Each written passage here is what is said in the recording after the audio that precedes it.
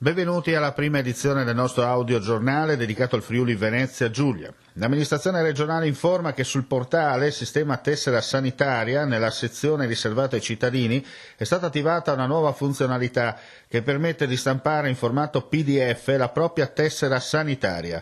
Si tratta di un'opportunità valida sia per le tessere con scadenza prorogata al 30 giugno 2020, secondo quanto disposto dal decreto legislativo Cura Italia, sia per le tessere con scadenza successiva alla data.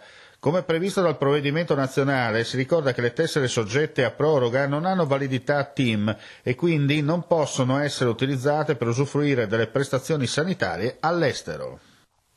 È partito nella giornata odierna, dalla sede di Palmanova della Protezione Civile alla Volta di Trieste, un carico di 56.122 mascherine che saranno recapitate alla popolazione del capoluogo regionale nell'ambito dell'iniziativa, partita lo scorso mese, finalizzata a dotare tutti i nuclei familiari del Friuli Venezia Giulia di questi dispositivi di protezione.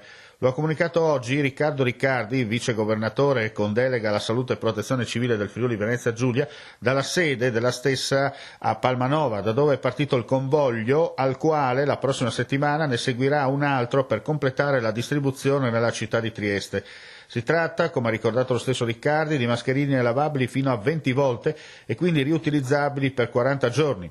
Questi dispositivi, prodotti da aziende regionali e acquistati dalla Protezione Civile del Friuli Venezia Giulia, hanno un grado di filtrazione di 5 micron per contenere le particelle salivali e ridurre in questo modo la diffusione del contagio da Covid-19.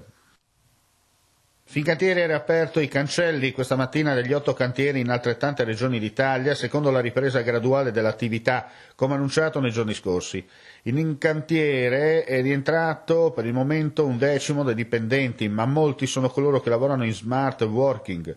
Il gruppo ha acquisito nei giorni scorsi milioni di dispositivi di protezione individuale come le mascherine che vanno sostituite più volte nel corso del turno quotidiano.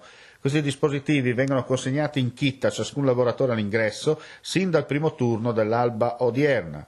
Davanti ai cantieri sono stati approntati sistemi di termoscanner per la misurazione precisa della temperatura dei dipendenti prima dell'ingresso.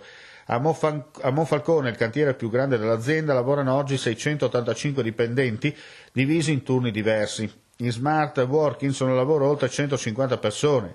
I dipendenti che oggi entrano al lavoro nei cantieri italiani sono impiegati nelle attività cosiddette di scafo. Resta ancora alto il numero di sanzioni comminate nella giornata di domenica dalle forze dell'ordine in tutta la regione per violazione alle restrizioni sulla mobilità. Su 2.194 persone controllate, 160 sono state sanzionate. Una persona è stata denunciata e altre 4 sono state denunciate per altri reati commessi. Sono stati inoltre controllati 362 tra attività o esercizi commerciali. Per uno di questi è stata disposta la chiusura. La pandemia del Covid-19 ha avuto sulla stampa in Italia un riflesso positivo, con un aumento di copie vendute e di abbonamenti online, sia per i quotidiani nazionali che per quelli locali. L'agenzia di stampa ANSA ha triplicato i numeri del proprio sito, un fenomeno che dimostra la cresciuta esigenza di informarsi da parte dei cittadini e di farlo non solo attraverso i social. È emerso nel corso del webinar videoconferenza Cambiamento della percezione dei social nel periodo dell'emergenza sanitaria, il ruolo dell'informazione, organizzato dall'assessorato all'Università del Comune di Gorizia, di cui titolare è Chiara Gatti, e dell'Università degli Studi di Udine. I giornali hanno guadagnato lettori in questo periodo perché si cerca un'informazione accreditata, ha indicato il direttore del Piccolo, Enrico Grazioli. D'altronde in Italia l'opinione pubblica si forma anche con i grandi media, ha sottolineato invece il direttore del Messaggero Veneto, Marmone Estier. Insomma, si è trasferita sui media ufficiali una quota di utenti che in precedenza attingeva informazioni dai social, in quell'area virtuale dove, come ha definito Nicola Strizzolo, docente di comunicazione mobile e dei nuovi media all'Università di Udine, si trova e si confonde informazione e intrattenimento. All'incontro hanno partecipato anche il presidente dell'Ordine dei giornalisti del Friuli Venezia Giulia, Cristiano Degano, e altri docenti universitari. Con questa notizia chiudiamo qui la prima edizione del nostro giornale radio. Non resta che augurarvi un buon pomeriggio e vi diamo appuntamento poco prima della mezzanotte con la seconda edizione.